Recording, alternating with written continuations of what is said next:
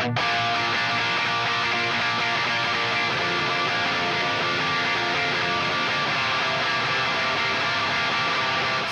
comes the nasty gram.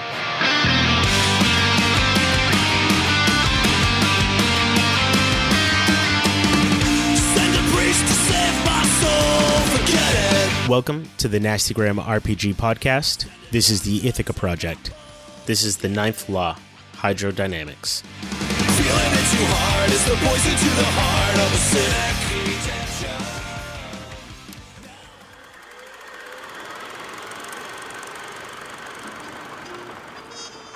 Maybe I made a mistake dropping out of medical school. I know that if I hadn't, I wouldn't be sitting in the sky with these three, driving away from some sort of Nazi super soldier and who knows how many other Nazis in Ithaca, on the way to Jordan, New York, to a closed hydroelectric dam to find a possibly crazy, missing scientist who may have killed a man by electrocuting him with his hands. Shit. I wonder if the FBI would have sent anyone else. If I hadn't been outside Castle's place, if he hadn't been so damn excited about this supposedly useless dark matter, they'd both be dead. Why were they on that road anyway? Nothing out that way besides out of town and, well, Castle's. Fuck. Lawyers, only concerned about how things look, what benefits them. Whoever put their trust in her, questionable judgment at best. Slater has to see it. She's starting to fray like an old fishing line. This case she caught is far bigger than she can handle. She's starting to drown. Damn it, Buck, focus. You gotta focus on this case. She apologized, move on. If Zwicky killed Laporte, he has to pay, and we need to stop these goddamn Nazis.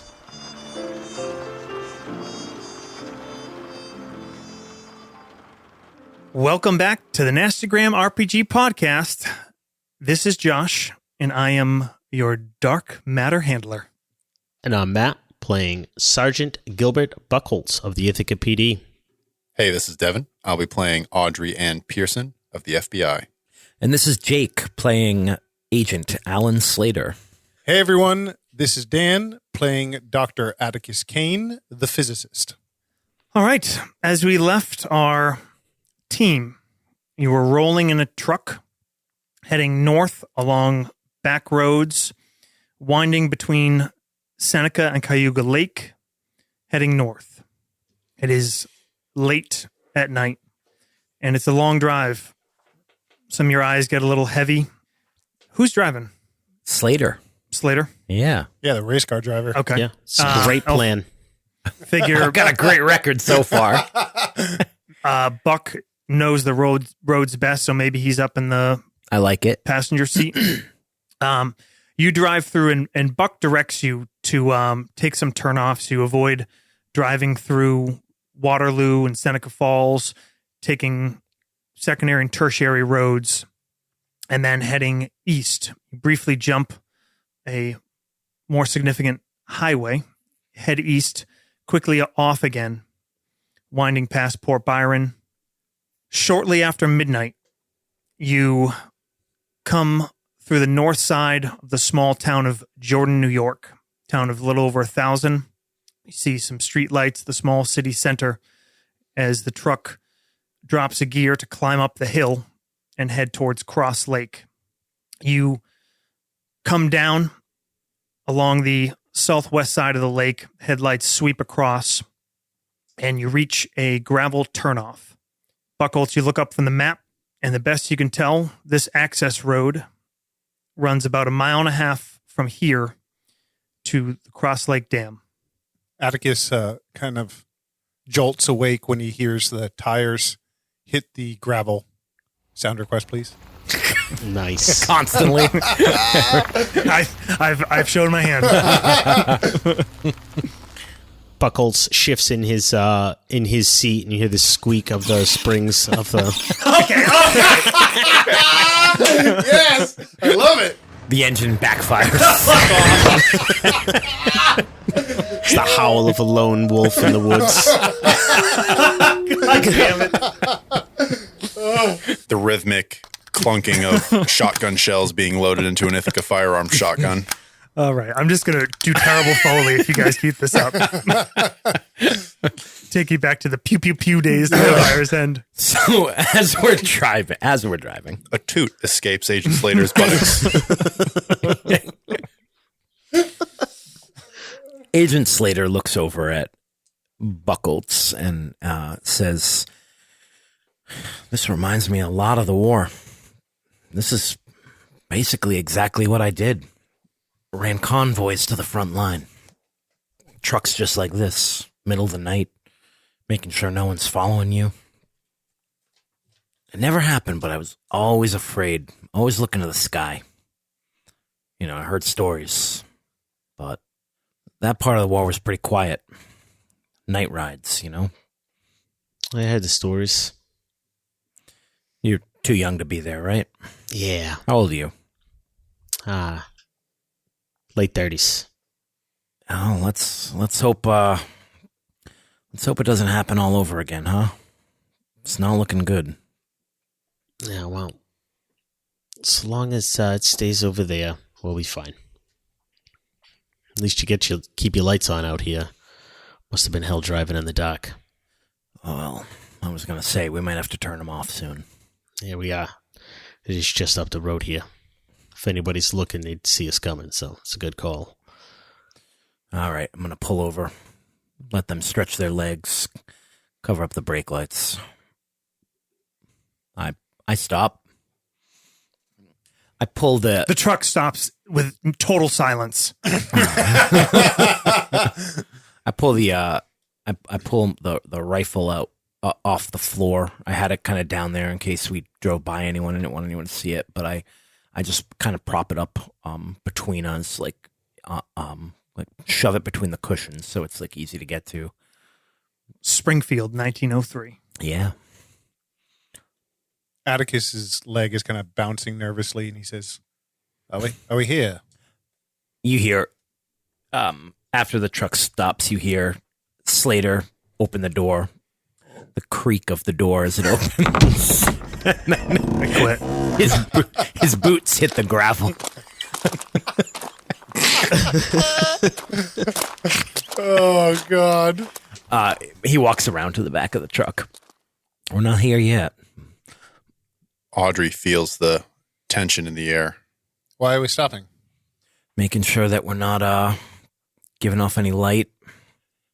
You see him actually, he's done this before, take the light bulbs out of the brake lights. I imagine that these old trucks probably don't even have like lens covers on them or anything.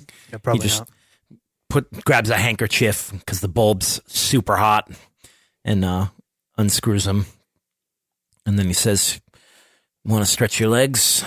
Got maybe about 20 minutes on this road, right, Buck?" Yeah, about that.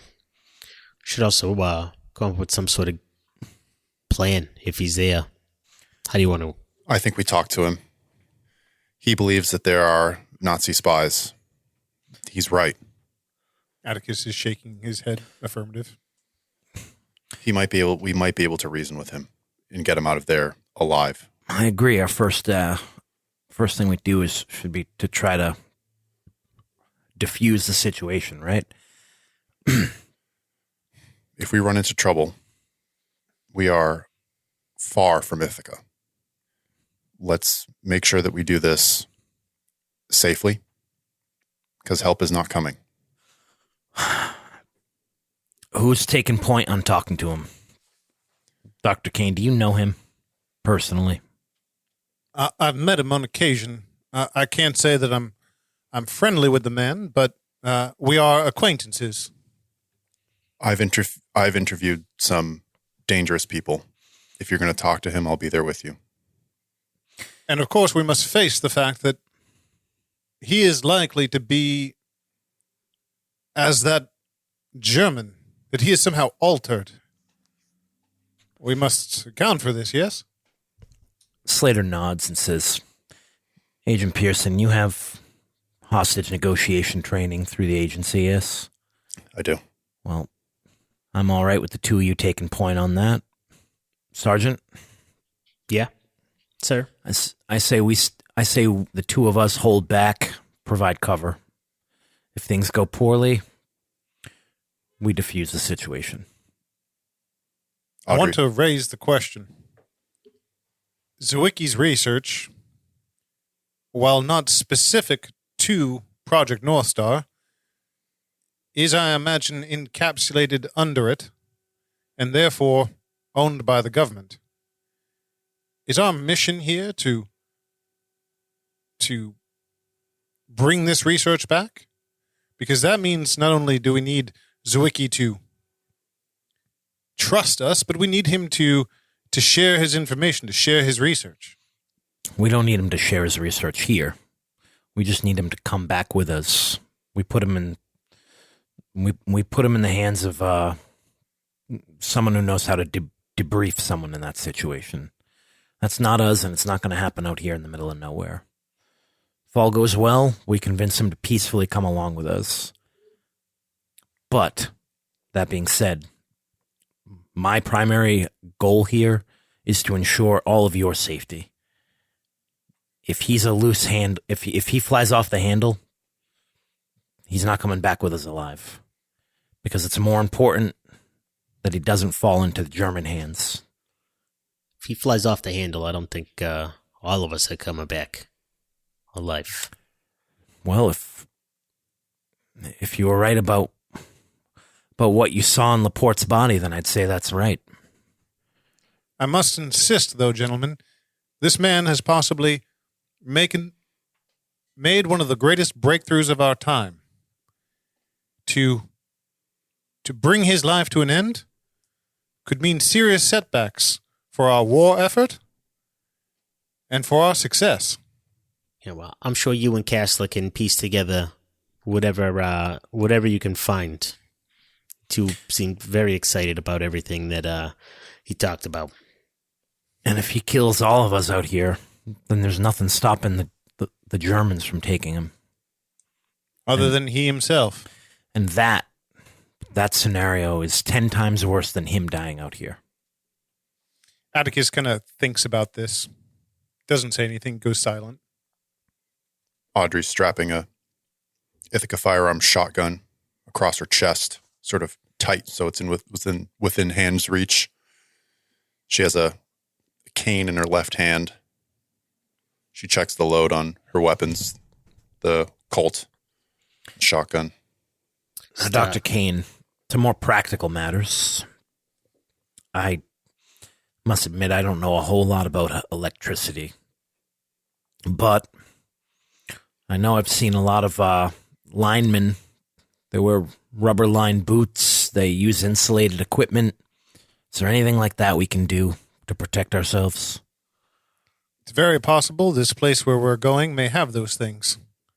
If we can find them on hand, it would be best to take those precautions. And we must watch his movements. Obviously, if he is able to somehow harness electricity, anything that we can do to remain grounded should help our cause. Audrey thinks of that word, grounded. She closes her eyes and breathes. All right, let's go. You all clamber back into the truck, start it back up silently, and it pulls down this gravel road. Very shortly, there's a chain link fence. There's a gate closed with a chain wrapped around it. Rather simple padlock there. I'll say in the truck you have some bolt cutters, whatever. Get out, cut it, swing the gate open. Chain rattles and clangs on the ground. You drive along. If you were to pull back to a bird's eye view or plains view, Cross Lake is a narrow, long lake running north-south about 2 miles. It is sort of hourglass shaped. The center point at the narrowest is maybe a quarter mile wide, half a mile to the north and south. It's a few miles away from the town of Jordan. The Seneca River runs in and out of the lake toward the southern side. Cross Lake Dam is in the southeast. And from above, we see the truck blacked out, slowly rumbling along a gravel road. Some minutes later, you take one last turn, and in the moonlight, you see the silhouette of the dam up ahead.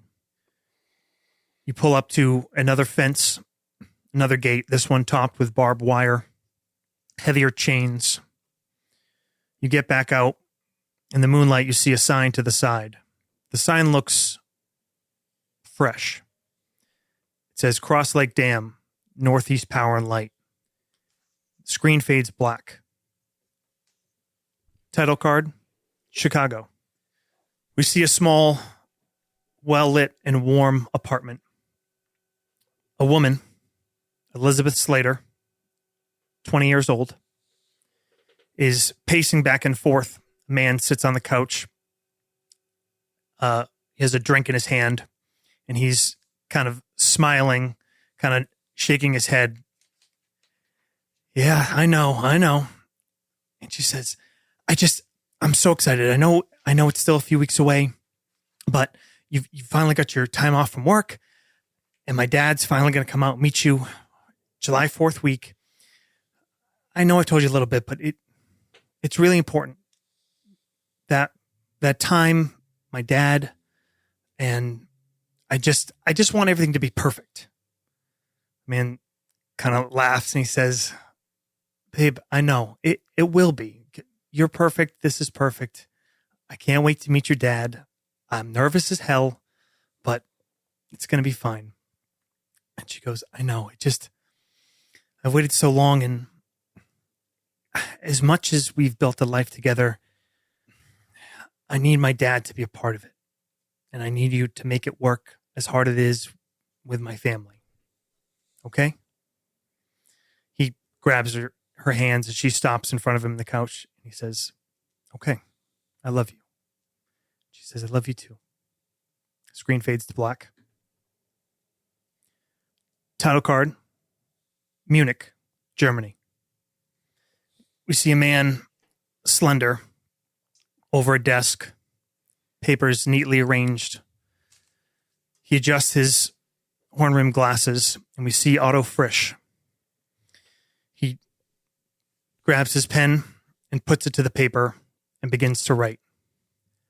Mein Liebling, I send this with a mutual friend on his way to Bern. I am almost ready to go at last. I have found everything I can about the atomic project. The key is the production facility in Norway. I will bring more details, but our friend will carry what we know for now. There's just one last thing I must do. The Nazis have something else. Another project, something related, and yet very different. It doesn't make sense, but it seems like more and more of their resources are going in this direction.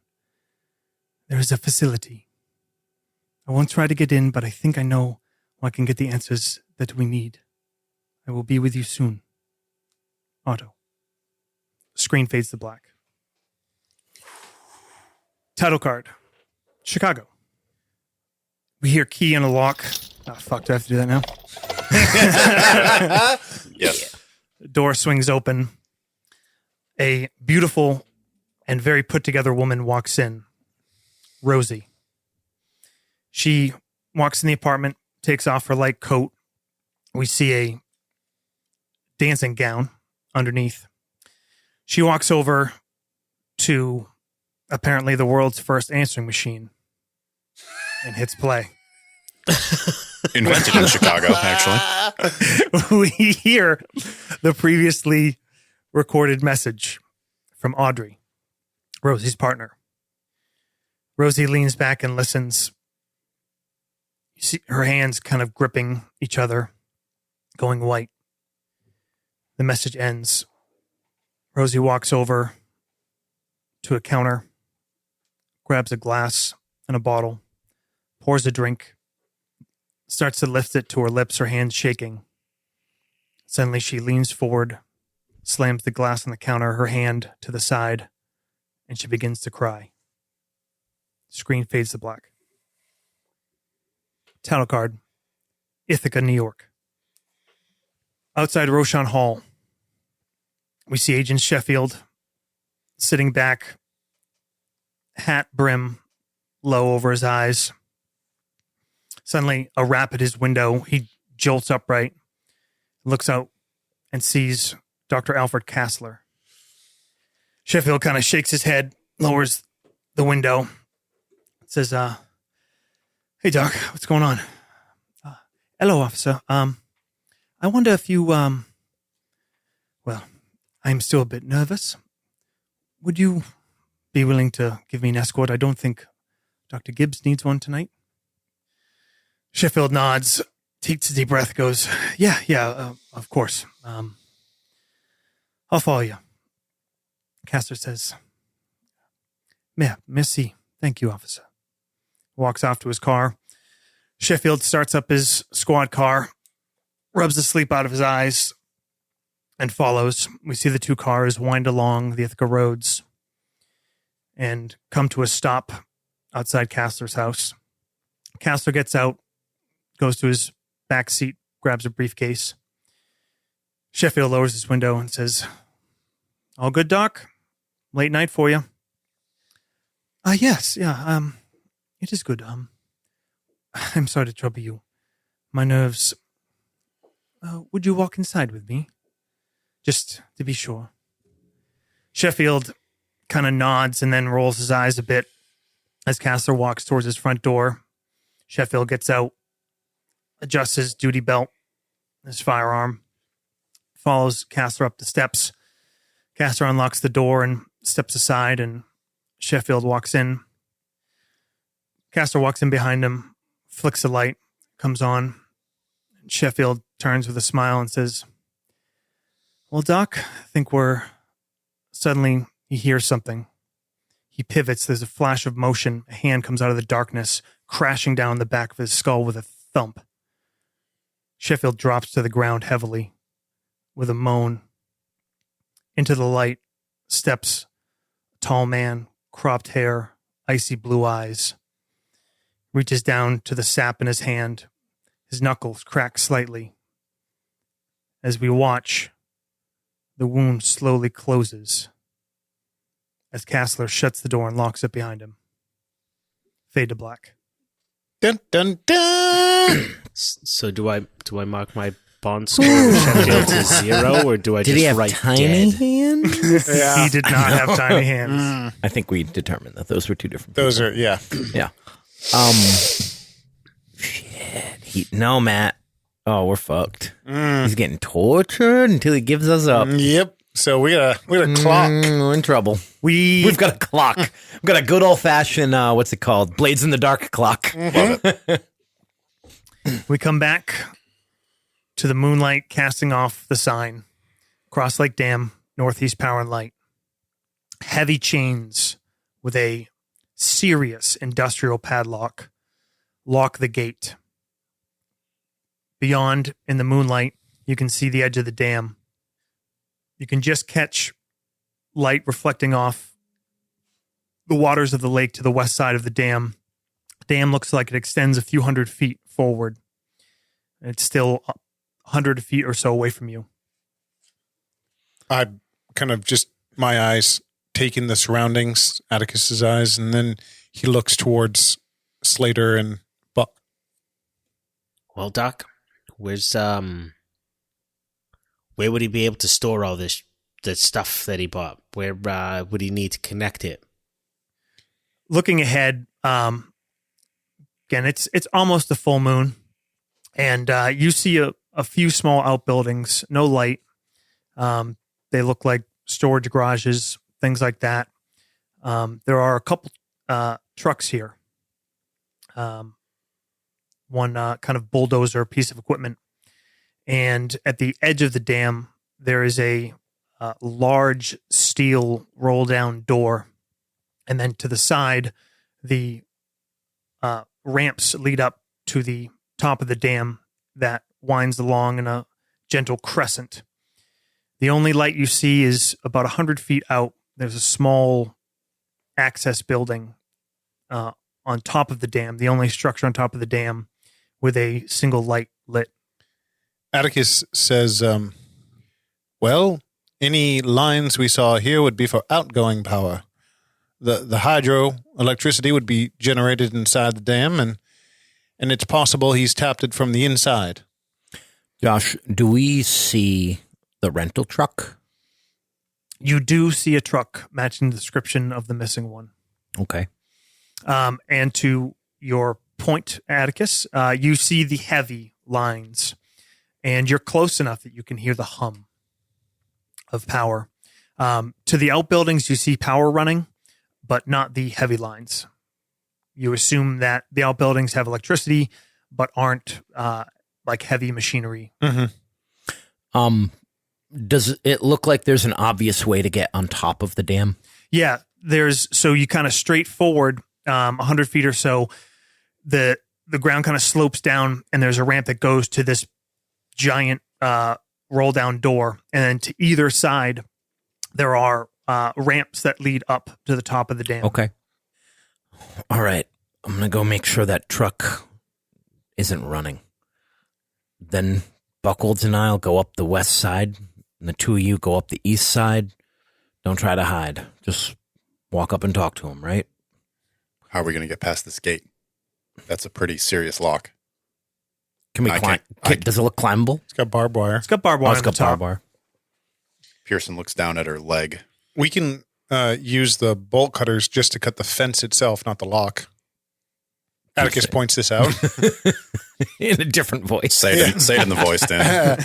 Atticus looks at the lock and he says, well, the lock is a deterrent to be sure, but the fence is no greater than the last. Yeah.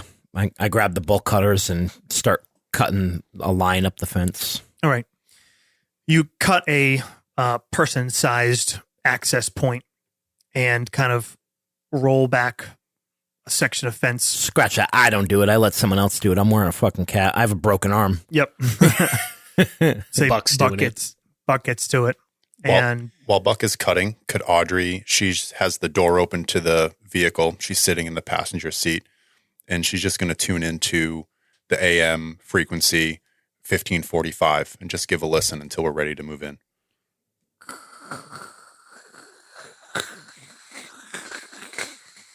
it's just static. An excuse for her to smoke another 2 cigarettes. Atticus, while Buck is cutting the fence, turns and looks back from the way we came. Just not quite certain that what we did slipped the grasp of the Germans. Slater goes over to Audrey and takes a cigarette and throws it on the ground and stomps it out. She looks at you, incredulous. A lot of soldiers died in the trench because of that. It's a good way to get a headshot. She looks at you. How are you holding up? She's shaking her head. Look, what you had to do back there at the house, it would affect anyone. Anyone. Never mind what happened after. Seeing him walk away, I know. Look, I know you're used to things going by the book, having your schedule, being able to predict everything that's going to happen. We're in war now, and it's chaos. There's no predicting it. Sometimes when that happens, you kind of got to shut off that part of your brain that tries to keep everything structured and organized. Just act on instinct. And I know you can do that because I saw you do it back at the house. I'm going to roll a POW ×5, if that's okay with you, Josh. Sure. See if she can muster her courage. Audrey looks at you briefly, nods, casts her eyes down. She turns off the radio and gingerly steps out of the van. Just her eyes looking at the ground as she walks past you and towards the fence. You all move through the opening? Mm-hmm. Yeah.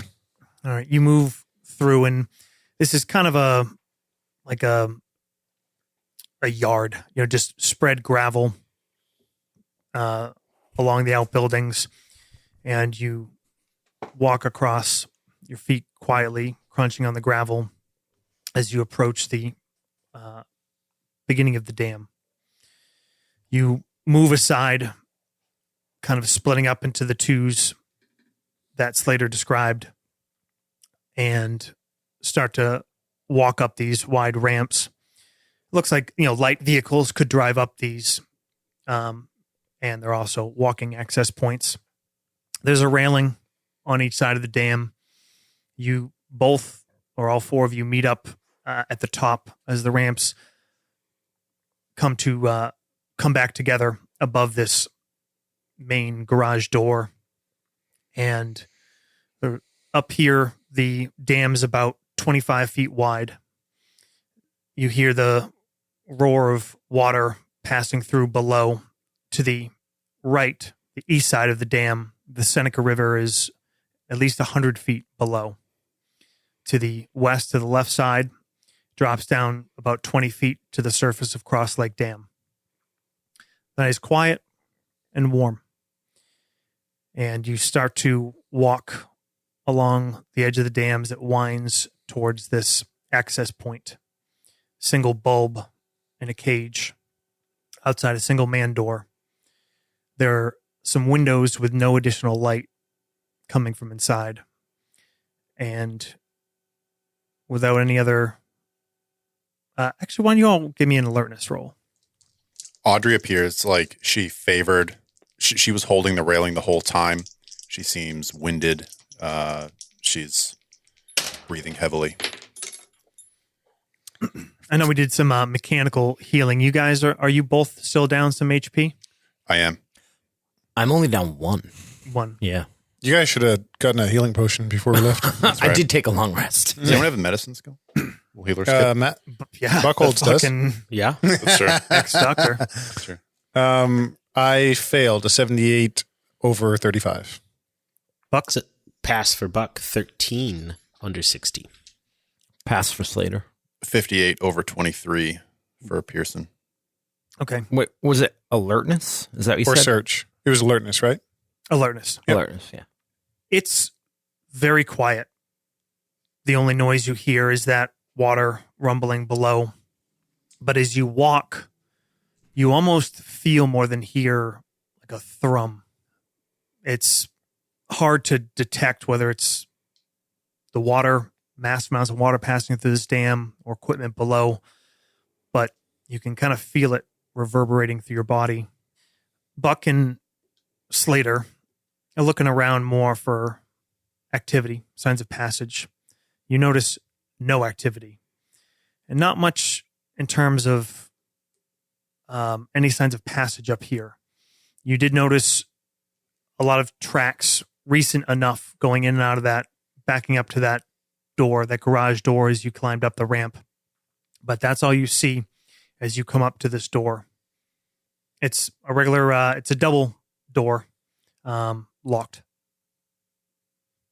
What are you guys carrying for any equipment, weapons, gear? Rappel gear. Just in case. I did kind of leave it vague. Yep. That any kind of equipment you would have wanted to take, I'll let you kind of fill in the blanks. Within reason. I don't think Atticus thought to bring anything other than himself. Laptop. Yeah. Sat nav phone. Voltage meter. Yeah. Yeah. Pearson has the Ithaca firearms shotgun. She has her firearm, and she has a cane in her left hand. Other than that, I think her brain is what she's relying on to get us through this. Where's your briefcase? It's in the truck. Mm-hmm. Okay. I left that for you, Good answer. Game Master. Slater has his revolver, and he has in his hands the rifle, and he's got his little notepad. That's it. Buck has his 1911 as well as Ithaca Model 27 shotgun, and he probably would have brought a duffel bag of sorts that had a couple flashlights, crowbar, pry bar, and bolt cutters, things he knew he would need to get into a facility that was shut down. Tanglefoot bags, thunderstones. So good. Oh shit! I got potions. 2 invisibility potions actually. Did we bring the wand of dispel magic? Other jacket. Sorry. Ah, fuck. Okay. Door's locked. Do we knock? That would be the best way to build trust with Zwicky. It's unlikely the man can hear us. You think he's even in there? Atticus looks down towards the falls. I mean, you can tell what's inside here is a Staircase. is a room. Yep.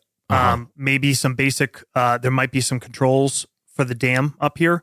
Some things that you can work sluice gates, perhaps if they're enabled, and then staircase going down. But the room looks like it's probably about 10 feet by 25 feet. When you say it's locked, is it like a padlock on the outside of the door? No, it's like a regular lock. Yeah, Do they have padlocks in the 40s? sure. Yeah, Wow. definitely. Pearson's she got some light field training.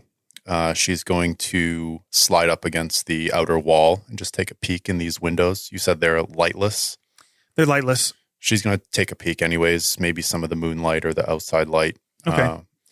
Your eyes have adjusted decently. You look in, they're glass with steel bars, and inside you see an open room. You see a dark staircase leading down. You think you might see like a hint of light, but barely any. Inside the room itself looks open. There are some control stations, it looks like, and that's it. And that ambient light, Pearson can be confident that there's nobody in this room.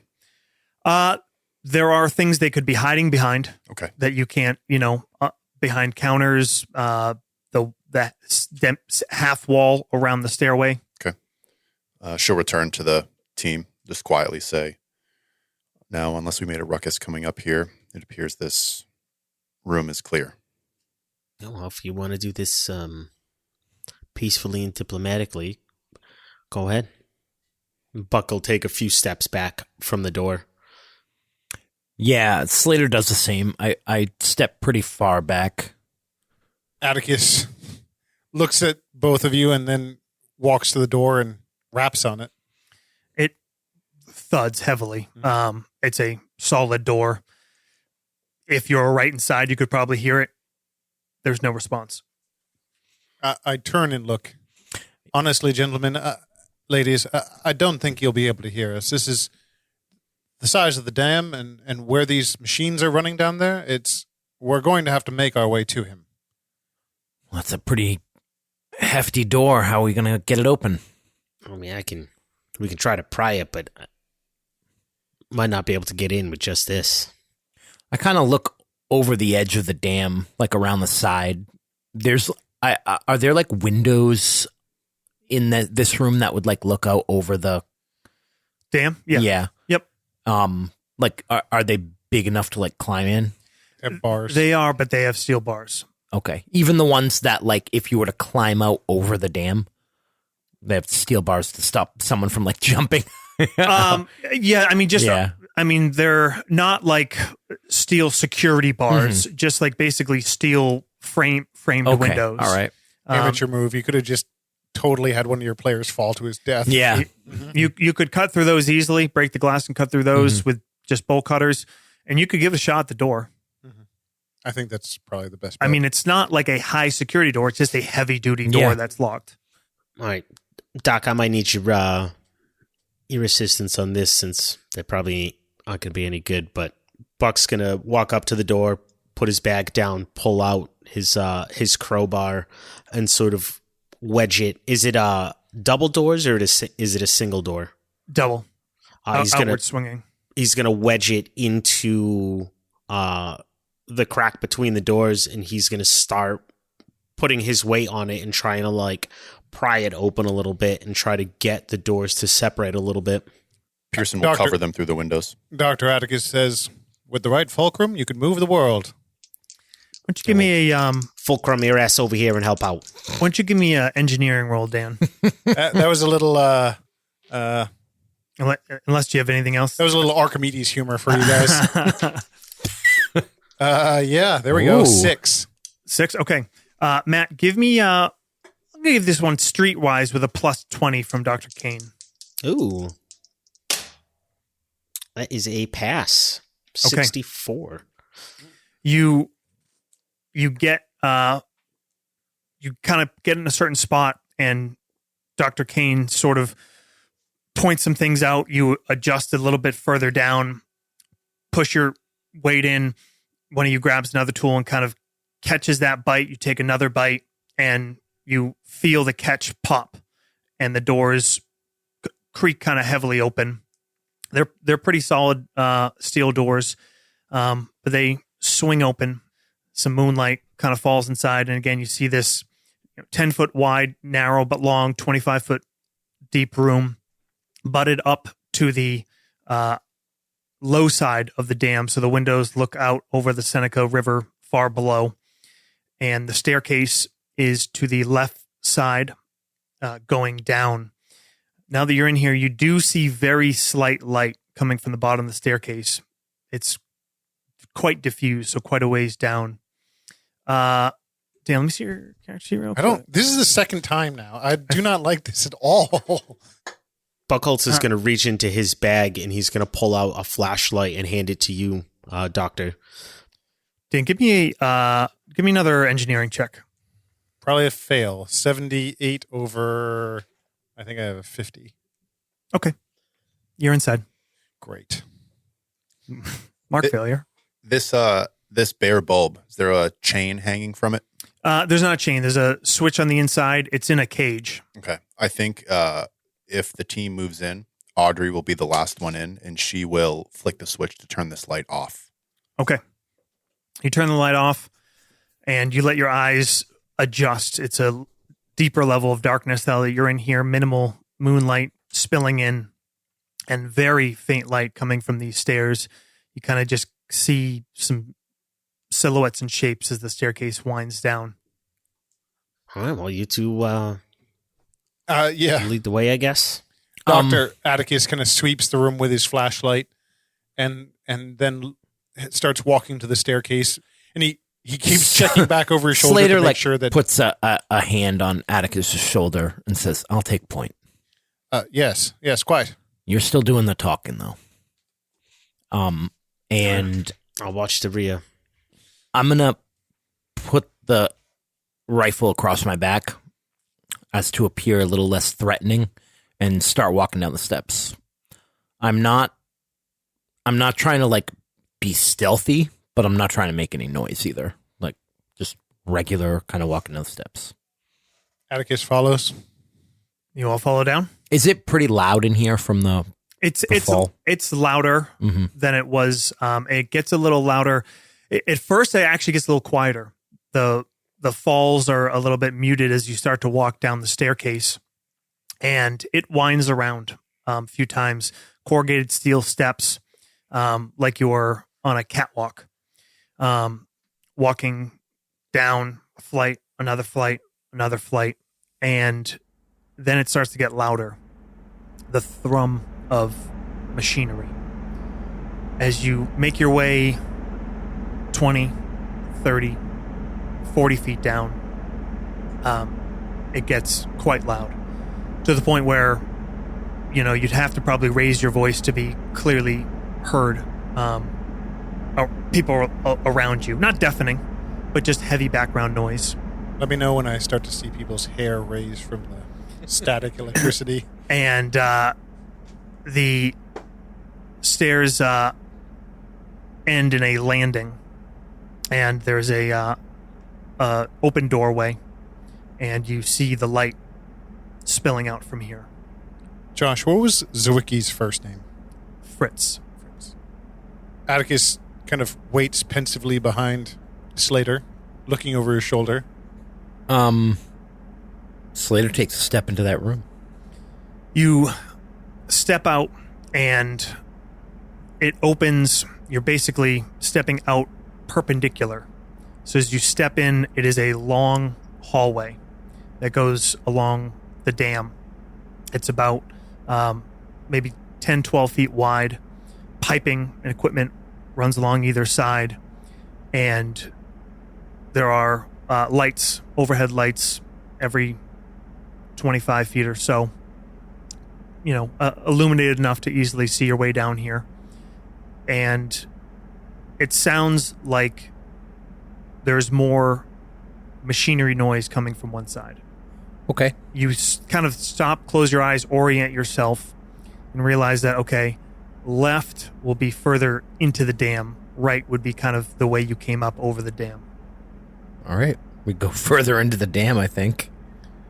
Yeah. As I start walking, that would be left, right? Yep. Left.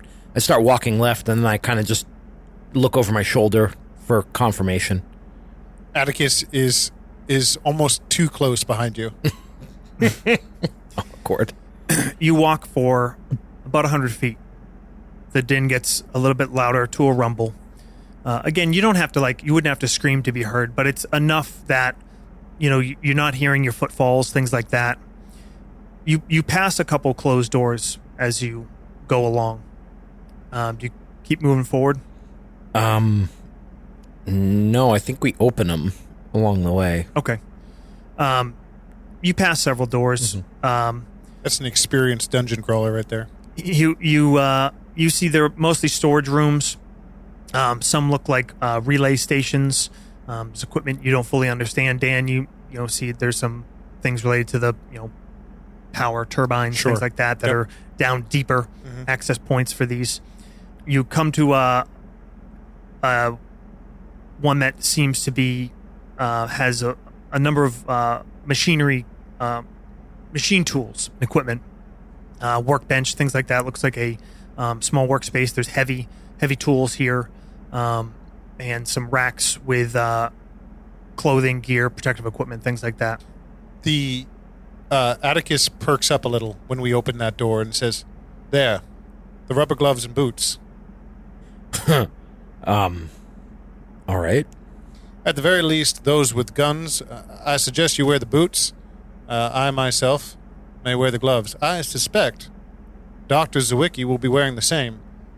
As we noted, some of the things in his home had suffered damage by whatever power he may possess. All right. Josh, do I see any evidence of anyone having been here recently in these rooms? There looks to be things moved around in here. Sure. There are tools that are left out. There are, a couple of drawers that are half open. There's spaces where you think there should be more tools. There's, Okay. Again, this place hasn't been active. You also see some equipment you think is probably newer in here. Got it. Some spools of cables that look pretty fresh. So it's a little bit Sure. mix of old and new, but it's definitely active. If this thing has been inactive for 4 years, some of this is definitely much more recent than that. Okay, great.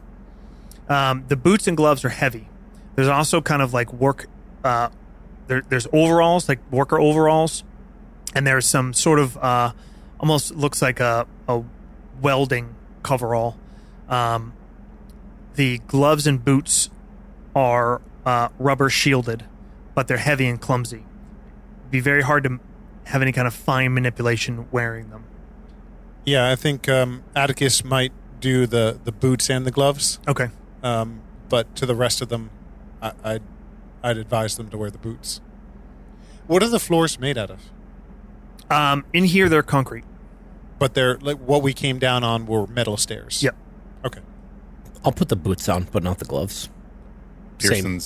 Pearson's already hobbled. She sort of shrugs and she actually, doctor, Can I help you? please. He waits to you to sit on a chair in the workshop and puts each boot on. You have your Cinderella moment. She closes her eyes. She is embarrassed. Not used to displaying weakness. No. Well, she stands up and she, if there's one more thing you could do for me, doctor, Yes, of course. could you hold this? She hands you the cane. Yes. She loosens the strap on the shotgun and holds it dangling about her waist. You move around, get yourselves collected, come back out into the hallway, and start moving further down. Boots are definitely a little bit clunky and heavy. But again, at least you can't hear your footfalls. You go another 50 feet or so, and there's a large double door closed. Shall I knock? Slater nods. The noise seems to be coming from inside. Atticus will kind of give a loud knock and then take a few steps back away from the door. Don't hear anything. One more knock, then open it. He does. And No. then, I presume, opens the door. A few moments of silence. Open the door. Swings open, and there's a large open chamber inside. The ceiling extends upward, and steps go down about 10 feet to the side. And you are in one of the main machinery rooms of the dam. Turbines line to the walls. It's wider here, about 30 feet wide. Do we see like a large health bar at the top of the screen? You don't. No, okay. But you notice Whew, all right. that the background music drops away. Oh, fuck. God. God damn it. Do we get one of those sick anti-Markakainen beats? Possibly. The stairs, you kind of come on a landing. Stairs go down to your right to the floor about 10 feet below. The ceiling is at least 40 feet up. The rumble is closer to a roar in here. You could speak loudly and be heard next to each other, but it drowns out most other noise beyond that. You see catwalks kind of winding around. Dan, give me another engineering roll. Third time's a charm. 93. Looking around, there are obvious signs of modification. Sure. There are cables run around. There are new pieces of equipment in place. I can't quite discern Yep. how they're all working You together, see, but like, the freight elevator on the ground. There's pallet jacks. There are large pieces of equipment that are clearly not native to this chamber. And in the center of this is a metal platform that looks like it's been built into place, kind of metal sheets. It's raised up. There's well in place blocking, but clearly not part of the dam's original design. improvised, yeah. About 20 foot square.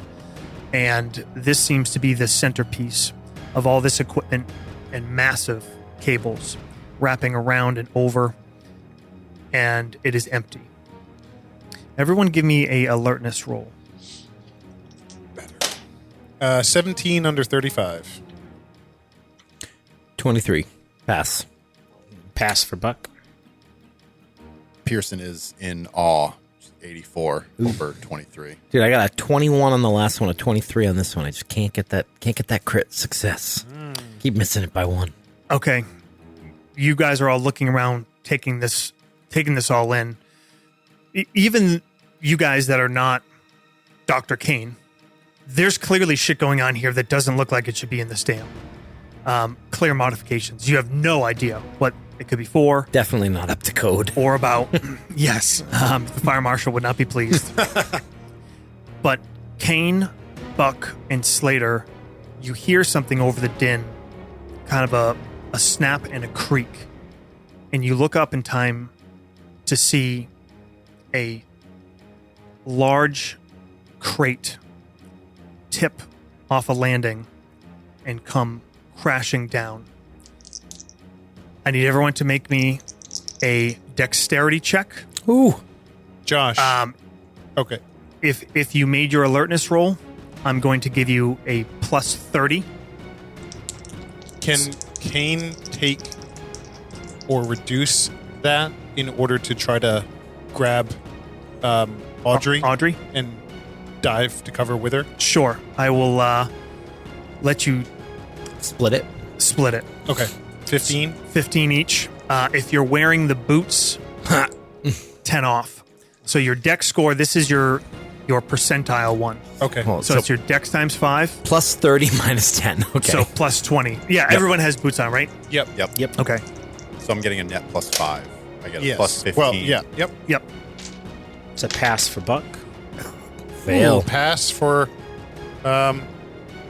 Dr. Kane, 47 under 50.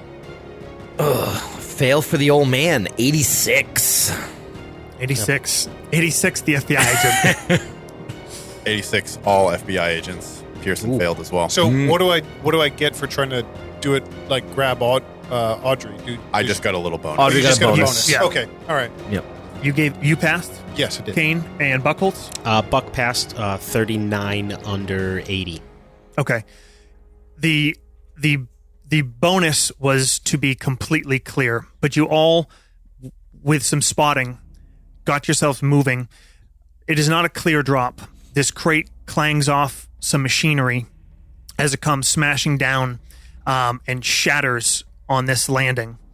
The two people in the car accident get hit again. I guess it's fitting. We're but- moving. Yeah, we're moving a little slow. Audrey, you take 1 hit point of damage. Slater, you take 2. The crate does not directly strike any of you guys. It comes careening off the sides of these turbines and smashes down as you guys kind of spill up and over and down the stairs, kind of come crashing to a stop. Audrey groans in pain. So much for diplomacy. Atticus, kind of hand against the wall, shouts out, "Fritz! Fritz, are you there?" You hear a metallic sound, and then you hear a noise, and you realize it's water splashing. And you look to the side, and it looks to your right, over a heavy pipe, a sluice turned one way, and water starts kind of pouring down onto the floor and starts spilling down onto the floor. Everyone give me another alertness roll. Pass for Buck. Pass.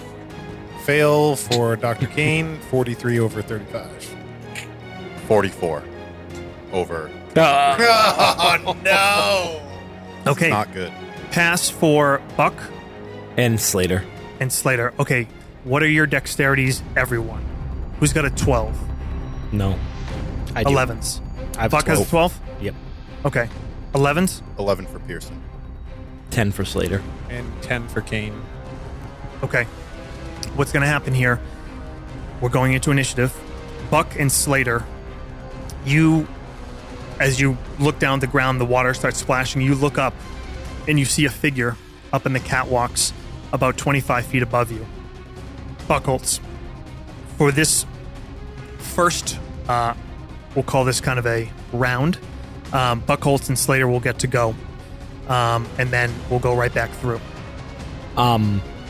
You're up first, Matt. Is there a stairwell that leads up to where that sluice was open and where that figure is standing? Yes. Kind of to your left, back along the wall you came out of. Is that that's the only way up? Is that near where the figure is it's- up at the top? You think that that's the closest access point. Looking around, I mean, there's turbines kind of in the center. There's all this equipment around. You think that probably most of these catwalks are connected, and there's different ways to get around. It doesn't make sense to have, catwalks you can only get to one way. So the Okay. fastest way is there. As you hear the water splashing on the ground, Buck is gonna look at the group. I'm going up, and he's gonna take off up that stairwell. Atticus says in your wake as you're climbing the steps, "Mind the water. It's a current." Heard that, Doc. I don't think there's any current. We're inside. Buck, Dun, dun. Buck goes running. Slater. Slater is not going to try to climb up to the catwalk because his arm, and that would hurt. Because he said it's like a ladder, right? It's not a staircase. No, it's Sorry. a staircase. It's a staircase. Yep. Okay. Slater's going to just go up the first couple steps to get out of the water, Okay. and then he's going to unsling the rifle and kind of lean against the railing and try to get a shot. I assume just getting out, moving is my action. I Okay. assume. Yep. Getting into position and trying to get eyes on. The water is starting to fill up. It's only like in a quarter of this bottom the bottom floor of this chamber. So we will go back to the top. Buck, you and this figure are kind of moving at the same time. You get up the first set of stairs to the first level of catwalks. It looks like there's at least 2 levels in this chamber above the floor, and you see kind of down away from you, maybe 30 feet. You see this figure look back around a corner and move to the side on a parallel catwalk. There's these kind of cylindrical turbines that go, and you see him move behind one, and then pass into opening further along. If he's moved away from that sluice where he opened the water, Buckholz is going to that to try to close it. Okay. You run up to a control panel. That's where you kind of first saw him. You don't have any kind of engineering or anything like that, do you? Hell no. Give me an intelligence roll. He's gonna, as he's looking at all this shit, he's gonna yell down to Dr. Kane. What should I be looking for up here? Look for the switch that's facing the wrong way. Ooh, that's a pass. 51 under 55. Okay. Nice. There's actually some circular valves, and you see one that isn't lined up the way of the others, and you grab it, and you just think righty-tighty, and you start spinning it. And you spin it, and the rest of you on the floor, the water is now spilled out a little bit over halfway across the bottom of the floor, and the water starts to slow. Audrey. Pearson stands up. She's going to take a look up. She doesn't want anything else to fall on her. So she's going to look up, maybe slide under this catwalk along the wall, and make her way towards the stairs as well. Okay. The same set of stairs they went up? Is there an opposite on the opposite side? Yes. She's going to move there. Okay. You start hobbling your way across. It's going to take you a little bit to get there. Sure. You can get close to them if you go direct, but you'd have to go through the water. No, she's going to listen to the doctor. Okay. All right. So it's going to take your next round to get to those far stairs with your hobbled condition. No. You know what? Scratch that. She wants to get into the action. She's cuckoo for Cocoa Puffs. Yeah, she's a little, and she, again, she saw Buck go up there. If he's the only one up there, he brought up that it's a possibility that Fritz doesn't make it out of here alive. She wants to make sure that he does. Okay. Give me an alertness roll. Josh, while he's doing that, you skipped me. I was... No. You're Audrey's at 11. because now we're at normal initiative. Yep. Okay, I see. You guys got All kind of an extra. I see. She got the blinders on. Okay. 74 over 23. All right. Your heart is pumping. Your leg is throbbing.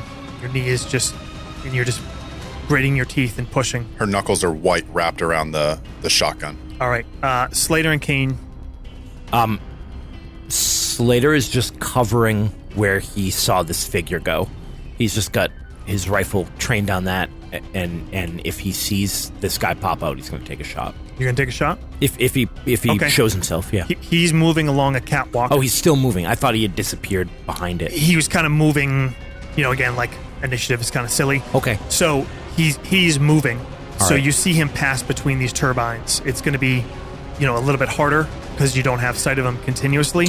But if you want to take If I don't shoot now, am I going to lose him? it looks like that catwalk runs along to the other side, and it is open at the other end. Okay, so I'm actually going to... there's an aim thing, right?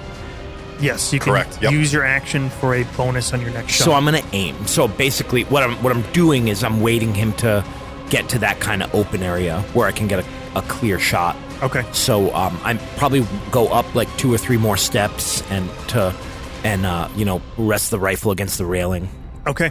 and train it ahead of where he is and get ready. Dr. Kane. Atticus takes a few quick steps and puts his hand on the barrel of the rifle and says, "We haven't even had a chance to speak to him," and and pushes past and calls out again. He says, "Fritz, we know the Germans are after you," and starts pushing towards where the figure is. Okay. Back to the top. Buck, you keep closing. You get this thing shut all the way. You hear the water come to a stop, covering probably 3/4 of the floor below and slowly trickling down from the closed sluice. You see that figure stop. He was running behind you, lost sight of him, and then you saw where he should come out, and it stops. You hear a voice call out, "I know who you're working for!" Fritz, this is Kane, Dr. Kane. I've been sent by the FBI to help you. Give me a persuade roll. Sure. I got a 40 in it. It's not bad. I rolled a 48. Oh. He says, "Lies! Lies and more lies!" We got your letter. That the darkness is heavy. You hear this noise, and all of you feel the hair on the back of your neck start to stand. I make sure I'm not touching anything metal. Okay. You put your hands back.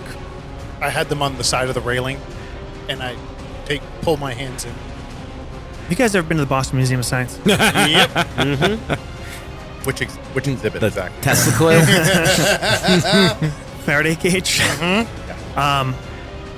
This arc starts forming, and you see kind of this glow up somewhere in this catwalk where you lost sight of who you assume is Fritz Zwicky.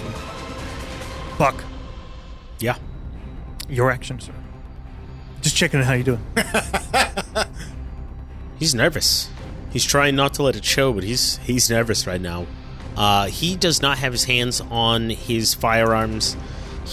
Now that the water's stopped, he's standing on that catwalk, making sure he can keep vision on Zwicky, but he's got his hands up, sort of in the air in front of him, trying to show that he is not a threat. And he's going to yell out, "Dr. Zwicky, my name is Sergeant Buckles, Ithaca PD. We're here to help, please." I don't know if there's an actual move for that, but I guess Yeah, give me a you want to try a persuade, or is there an intimidation? I don't think it would be intimidation, because he's not using Maybe his persuade. gun. Yeah, Let's call it persuade. that is a fail, 42 over 40. God damn. Just curious, Devin, what's your persuade skill?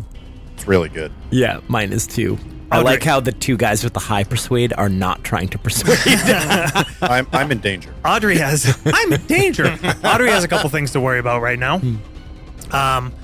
You feel that the hairs on your neck, your arms stand as your feet splash through this water. Your action. The adrenaline is coursing through Pearson's veins. She is just continuing her belabored run towards the catwalk. Okay. You're gonna get there, but give me an athletics Okay. with a minus 20. Okay. You're probably gonna get there. Can I take 2 stress to push myself? I'm just kidding. 45. Fail. Okay. You get there, but Don't say it. Slater and Kane. Slater actually goes under the railing and drops back down to the floor and takes a few steps, not going in the water, but just moves along the ground level, trying to get into a position where he can get a shot again. Okay. But also moving away from Dr. Kane, who he's afraid might fuck his shot up. But basically just trying to get into position to take a shot. Okay. Give me military science land. Got a lot of use out of that skill. Trying to give it to you. Success. Okay. You drop and kind of move along the concrete base that some of these cylinders are mounted on. And you come along and you're looking up and you think you see the silhouette of the figure above you. It's definitely partly blocked because all the catwalk is kind of between you and him at an angle. So it's a spotty shot. All right. Well, I'm leaning against that concrete cylinder and taking a deep breath. Okay. Kane. Kane, having retracted his hands from the railing, now is moving forward towards Fritz, covering kind of Fritz's location, because I imagine it's kind of similar to like a weld, like an arc weld, in that like the flash blind is just going to be so bright. So he's advancing, but covering his eyes as he moves towards Fritz. Okay. As you move along, you kind of come past Buckholtz, who's coming up to this T in the catwalk. It's actually a cross. And you kind of come around, and you come just around the edge, and you see Fritz Zwicky about 20 feet away from you. And you see just light. You put your both hands up, and there is a crack, and this arc descends to the floor, to that plate, and through to the water. Electricity explodes through the room. I need everybody to make a constitution roll. Gravy. If you are... Everyone has rubber boots, so I'll already count for that. If you are up on the catwalk, plus 20. If you are out of the water, a flat roll. If you're Audrey, minus 10. Oof. Whew. Thank the Lordy. Yeah.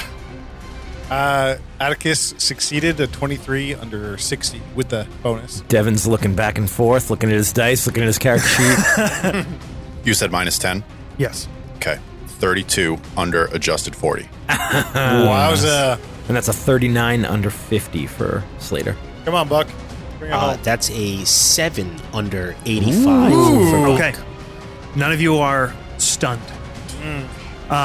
But all of you feel like the air is kind of forced from your lungs. This electricity it passes through you. All of you feel it in you. You know that your hands are off the metal, your hands are off everything, but just the amount of energy that just pulsed through this room and just resonated. Dan, as the light kind of fades, you see your hands drop and you see this glow around Zwicky just kind of fade to a pulse. He turns and looks back to you, and you see the last thing kind of glowing and crackling are his eyes and hands, and it kind of sputters out. Buck. Buck is at the flash and crack. He's sort of like turned and like put his hands in front of his face to shield himself from the light. And as it fades away, his hand is coming up from his holster where he had his 1911 holstered, and he spins back around and draws down on Zwicky and lets off a shot at him. Okay. Also, Atticus, give me a sanity roll. Yeah. You know, you were somewhat prepared. I have to roll under my current, right? Under your current. 1 if you pass, 1d4 if you fail. I'm going to roll a d4. 2. Still holding it together, but not by much. You are the only one that directly saw, and the one that most understands the energy originated from a human being. Yep. And it just, as much as you had this hypothesis, you just witnessed it. And like, you just kind of reel. Buck, give me firearms. Atticus screams no as he lets off the shot because of what he witnessed. That is a fail. Okay. It clangs off the railing of the catwalk. You all hear a gunshot as the ringing in your ears has begun to subside. Audrey. As I'm the sorry. shot rings out, Buck is gonna yell out, "Put down your weapon!" He has no idea what the fuck just happened. I like it. I like it. That's awesome. That's good. Pearson's gonna. I imagine this sequence is the crate falls down. She falls. She gets up and is sort of scrambling, sloshing through the water. Not quick enough. This zap, and she fumbles again. She stumbles, falters, and then it's just this determination to just keep moving up those stairs. She hears the shot. It's on for her, and just eyes up the staircase.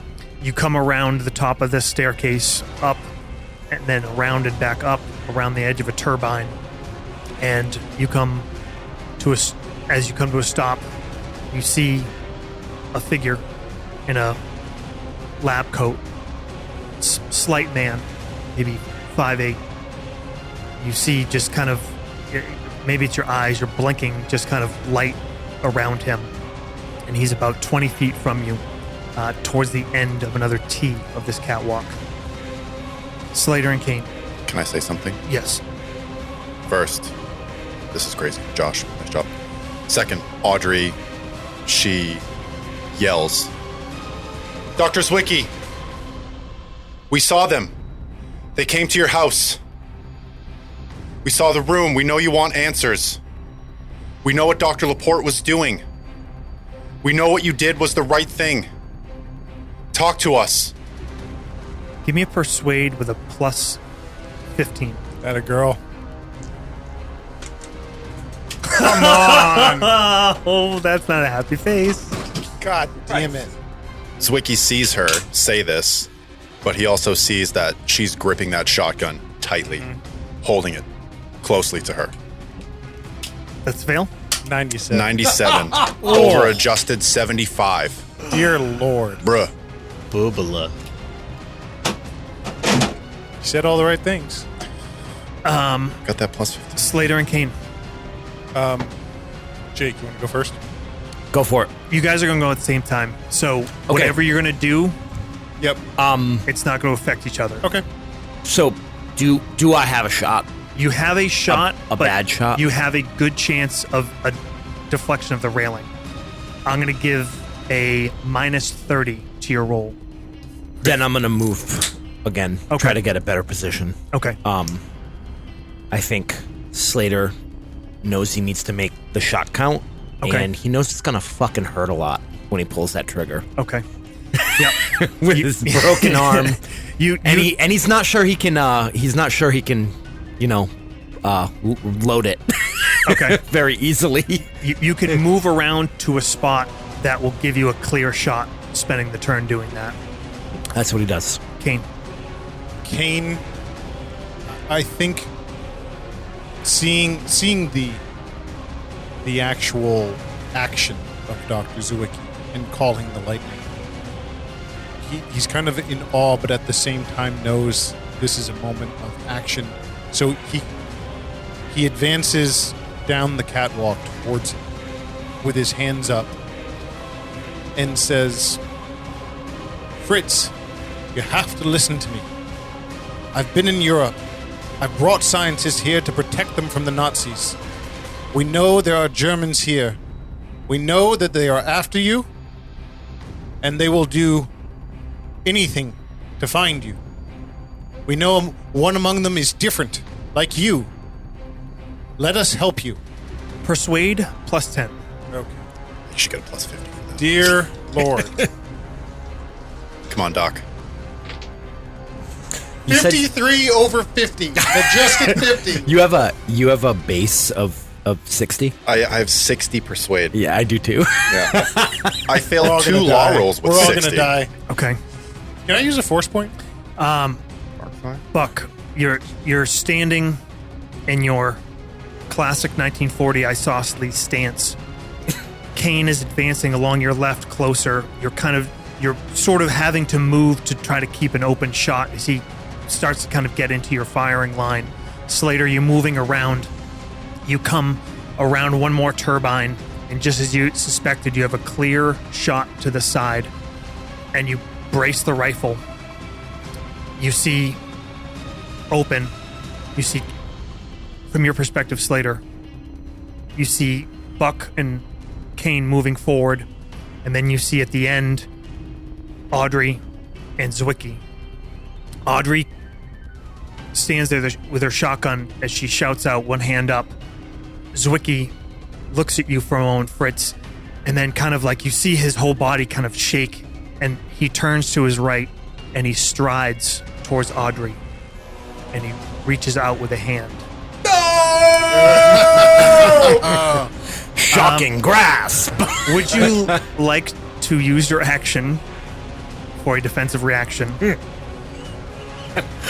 When the handler asks that question, the answer is always yes. His hands Unless it's reach out no. towards your neck. The shotgun comes up. We've seen that move before. So, question.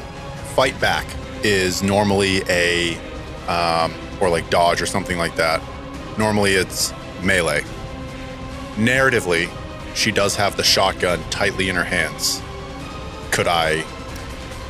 I'm blasting. gonna put you in a hard choice. Okay. Because I'm gonna say you just gave your best effort. I did. To try to talk him down. I did. You don't have the weapon up to shoot. Okay. You kind of it's in your hand, but you have one hand off it. You were trying to appear somewhat less threatening. Here's what she's going to do then. Here's the two options I'm going to give you. Okay. Unless you have I'll another listen. idea. I do, but I'm going to listen because one of yours might be better. You can use unarmed combat or dodge as your action to prevent him from grabbing you. Or he's going to do that unopposed, and you can use your action to try to take a shot, even if you have to choke up on the shotgun. Again, her sanity, everything is she's in the moment right now. That right leg in the brace comes up to just plant it in his chest to keep her away from him. Okay. Keep him away from her. I like it. So that's going to be an unarmed combat. This Unarmed is contested. combat. Yep. I fail. He rolled pretty well. Succeeds. Okay. She shrieks. I think her foot connects, but there's just she can't apply any pressure to him, and she just is weightless. You see Zwicky grab Audrey around the neck with both hands and lift her up off the catwalk. He looks in your eyes and he says, "The costs are too great. Nothing will stand in the way. At any cost." We've seen this move.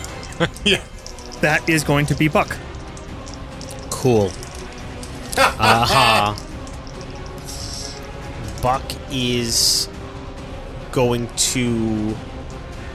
You said he was moving sort of parallel with Kane, trying to keep his line of sight clear, and as he sees Zwicky picking up Pearson, he's gonna flash to that charred spinal column in Laporte, and he's gonna take a deep breath and squeeze some rounds off at Zwicky.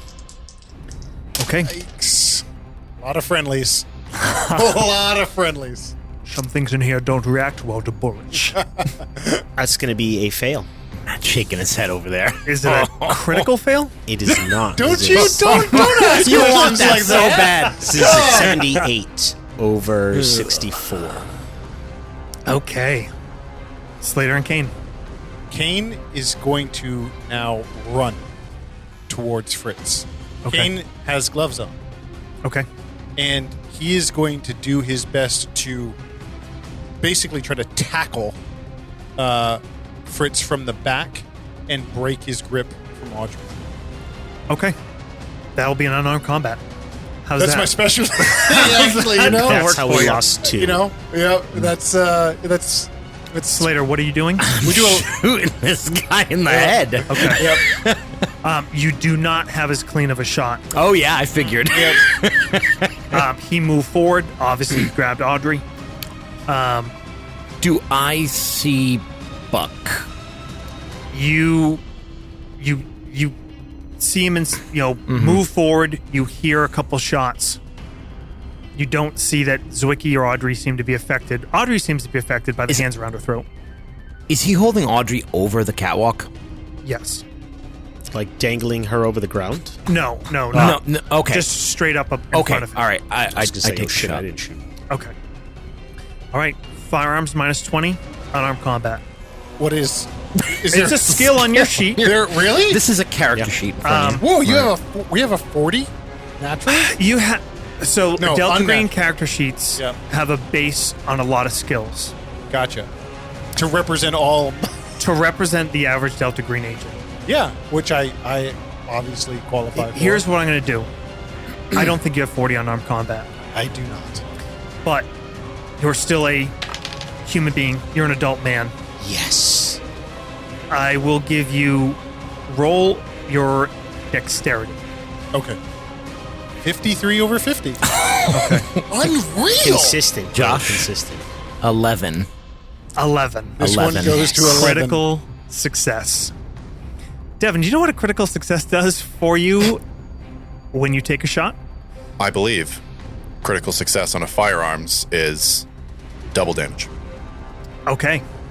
One moment as I find the firearm scale. This would be. Let me just check off unarmed combat so I can level that up next time. You know, you have an idea for a scene in your mind. As the GM, as a hammer. They fail every diplomacy You want check. stakes. You want there to be danger, but you have generally you have a ideal outcome. The guy getting headshotted is not it. So Jake, here's what Are you're you going looking to for do. the damage of the gun? For the crit, it is you roll the die once, double the value. Okay. And what is the value of a rifle? 1d12 plus 2. Are you making Are that you up? serious? That's what it says in the Delta Green Agent's Handbook on page Is that a 50 56. caliber rifle? Yeah, this is 30-06. It's not a small 30-06. bullet. This is a bolt action. This Carbine. is a high powered rifle. Yeah, carbine, a very large pistol, is 1d12. Rifle is 1d12 plus Shit. Jake's 2. over here, nothing on Shotgun Starlight, switching blast to is thermal. 2d10. Okay, double the 1d12, not the plus 2. Okay. One shot took out a mobster So in a car. just a D12 doubled. Yep, All right. plus 2. Okay. So that's 3, so 6, so 8. 8. Okay. As Zwicky's hands tighten and you see Audrey's feet kick, the shotgun drops from her hands as she instinctually reaches up to grab at the arms wrapped around her. Kane runs forward and kind of pushes himself against and slips on the grating on his rubber boots and kind of falls to the side and grabs the railing. Buck advancing 2 shots, drops his pistol just as Kane passes in front, curses under his breath, and then one rifle crack. Zwicky drops to the side. Audrey, you fall to the ground. You come to a stop, your arm hanging over the catwalk. Pull yourself back. And you look down and you see Zwicky bleeding heavily from his chest. Atticus yells, "Buck, we need help!" Buck isn't too far away from where you were, and he'll holster his pistol. No, actually, he's not going to holster his pistol. He's going to approach Zwicky's body with his pistol out, pointed at him, sort of looking at his hands, seeing he's still looking for a weapon, anything that made that shock. You don't see anything. Atticus is holding his hands over the gunshot wound. Zwicky is bleeding badly and is unconscious. Slater is kind of puts the rifle between his legs and racks the bolt with his left hand. You saw him drop away, and now you kind of lost your vision. You just see like the angled base of the catwalk. But you see Buck come running forward, and all of them kind of dropping down. Yep. Buck is going to yell out to Slater, "Clean shot, chest, he's down!" All right. He starts heading up there. And then Buck is going to holster his pistol and sort of take a look at the wound. You sort of push the doctor away. It's a significant wound. You think it missed. Give me a medicine roll. No, I already think it missed. A fail. 76 over 60. You think it missed heart, but definitely could have got lungs, could have hit spine. It's bad. As you reach down and Kane, your hands are pressed on, you feel just the blood, the pressure against your hands as you push them down. Zwicky, his head kind of lolls. You feel energy. Even through my gloves? Like static. Got it. Coursing along your body, along the railing, kind of weakly, like just kind of pulsing like a wave. Zwicky's eyes loll for a moment, and he looks up. He says, "At any cost." And that's where we'll end it. God damn it. That was awesome. Wow. A lot of good persuade role playing. You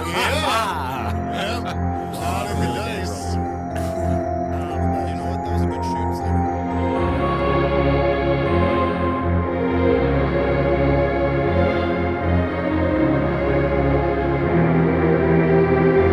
Thank you for listening to the Nastygram RPG podcast. This has been the Ithaca Project.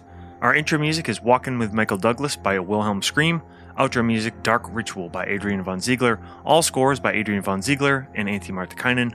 If you enjoy the show, please take the time to give us a rating, tell a friend, and find us and interact with us on the webs. We are on Instagram, Twitter, Facebook, email, Reddit, all that shit. And of course, see you next Tuesday.